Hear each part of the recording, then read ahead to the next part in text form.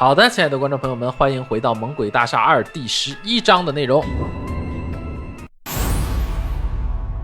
咱们开始送別。 Cheers！ 真係難得咁熱鬧啊！呢啲係咪掂先？我搞嘅呢場大食會，吓咁熱鬧嘅場面喺昌榮樓呢度啊，從來都冇見過㗎。唔好話昌榮啦，就算喺上面呢啲場面都係難得一見嘅。上面我指外邊啊。係呢，關小姐，你點解可以咁短時間之內就搞到咁大陣仗嘅宴會嘅？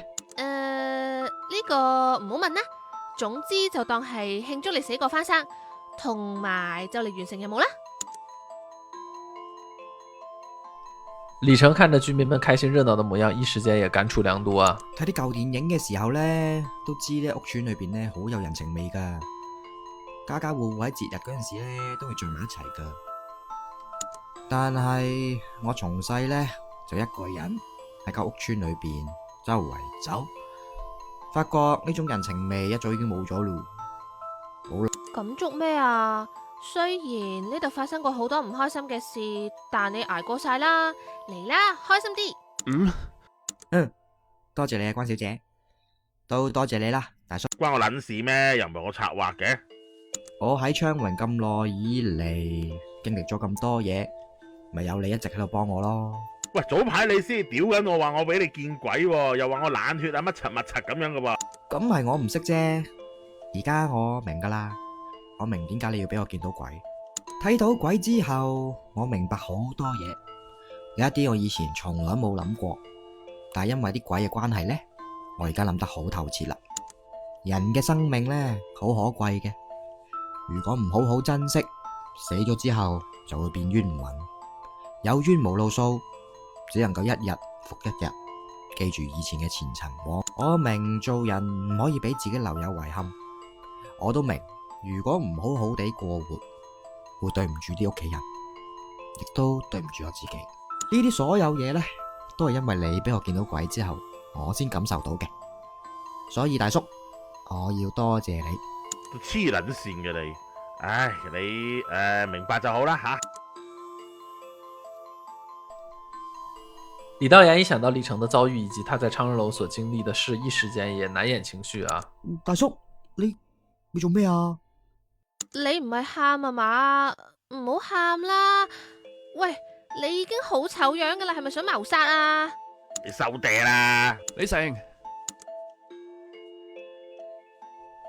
范宇，你終於蒲頭啦！我一直揾緊你啊！你冇事啦？冇，聽講係你救咗我，所以想多謝你咯。多咩謝啊？你都救過我噶嘛，當無數啦。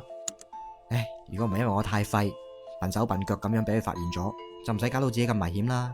唔好再咁自責啦，你已經做得好好，你咪成功揾到佢嘅殺人罪證咯。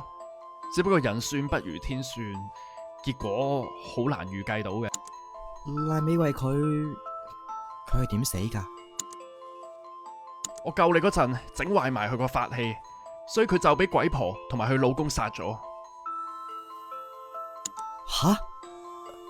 唉，冇諗到最後結果會係咁。冇唉聲嘆氣啦，惡人自有惡報，呢啲咁嘅殺人犯只係承受佢應該有嘅報應啫。可能啦，但我始終覺得，就算幾差嘅人都好，都唔應該用咁嘅方式死咯。佢死咗之後，可能又會變成一隻惡鬼。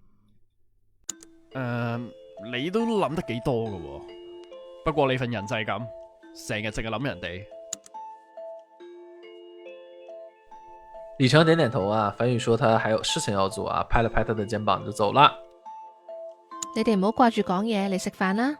石賢小姐，無論發生過啲咩都過咗去啦，最緊要係人冇事。係，你講咩都啱。我煮咗啲小菜，你肯定好餓啦，不如食啲嘢先。不過我唔保證好食噶。石賢小姐煮嘅嘢點可能唔好食啊？我真係肚餓死啦！我而家連個盤都要吞埋去啊！兩人在打情罵俏時，旁邊的李官兩人啊，卻邊看邊搖頭，邊看邊搖頭還行。唉，呢兩條友一直都咁恩愛嘅咩？我點 Q 知啫？不過呢，佢啊的確需要一啲事嚟沖起下嘅，或者對佢嚟講唔係一件壞事嘅。既然係咁，你做咩唉聲嘆氣啫？只係覺得有啲可惜咁咯。可惜呢條僆仔終於知道自己嘅存在價值啦，亦都更識得珍惜生命啦。但係佢成世人要嚟到呢個昌榮樓，先唔明呢啲道理，有啲遲咁咯。何夏蘭看着李成和石岩互相逗笑的模樣，也不禁無奈地嘆了口氣啊。已經好好啦，好多人甚至死咗都唔知成世人有咩人生意義。而家佢有咗第二次機會，希望下世可以早啲諗通，好好愛自己啦。你哋真係當呢度係嘉年華？陳伯，係你做個好嘢啦。喂，係我又點啊？我話咗邊條規矩先家咋？大哥，你知道呢個咩地方嚟噶嘛？你咪病咗唔記得食藥啊？你覺得而家仲有時間搞埋啲無謂嘢？陳伯，呢個同肥佬冇關，係我搞嘅。關下南上邊啊，叫你嚟好好睇實鞭子啊，唔係叫你同人喺度玩煮飯仔啊。喂，陳伯，你唔好咁講喎，成個昌榮樓唔通唔係玩緊煮飯仔咩？唔係嘅話，你着住呢件實 Q 衫喺度做咩啊？你真係冇大冇細喎！你啲後生唔識嘢，我唔怪你啊。但係你唔好當我講嘢耳邊風啊！陳伯，我哋知道你想噏乜鳩，你係會擔心呢度啲囚犯會搞啲咩事出嚟啊嘛？你知就好啦。但係呢度呢，畢竟都係阿李成呢條僆仔嘅地，唔係贖罪嘅地方嚟噶。而家佢喺唔俾人睇好嘅情況下，終於完成晒所有嘅任務啦。咁係咪應該好好幫佢慶祝下先？完成任務？佢收晒啲同意書翻嚟啦咩？收捻晒啦，最難搞嗰件賴美惠都賴咗嘢咯。呢條數清晒啦。哇，咁我就老眼昏花啦。佢隔籬嗰個唔係債嚟嘅咩？誒，兩人望向那個讓李成神魂顛倒的女生。石妍？哦，後生仔始終都係後生仔。你真係以為賴美惠嗰件事最難搞？冇經驗真係冇。今次呢壇嘢就算啦，我唔追究你哋啦。你哋一陣間同我執乾淨晒啲地方。陳伯深深地看了李成一眼，悶哼一聲後，然後便轉身離開了。喂，我哋係咪酒樓？呢個先係李成最大嘅劫數？好似好耐未試過咁開心啦。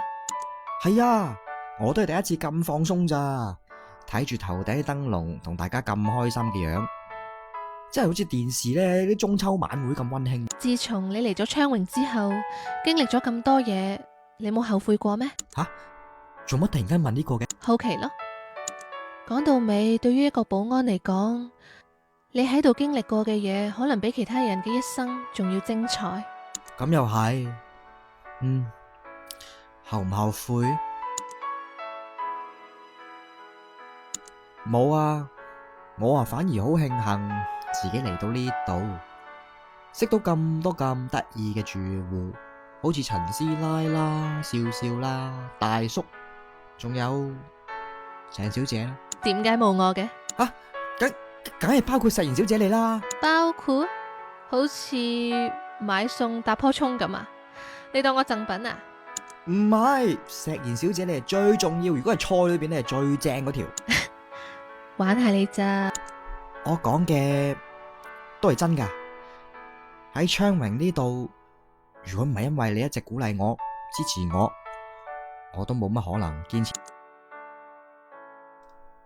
李成深吸了一口氣，終於下定決心說出藏在心底的話語。自從上次我講咗嗰啲嘢之後呢，我一直都有諗，我係咪太過不負責任？之但係無論我點諗，我個答案都係得一個，就係我想承擔翻呢份責任，我想要好好照顧你。我知道咁做呢有啲唐突，我都唔奢望你會俾咩回應我嘅。不過呢，我都係真係想俾你知我嘅心意。我唔係一時衝動噶，係我真係好鍾意你。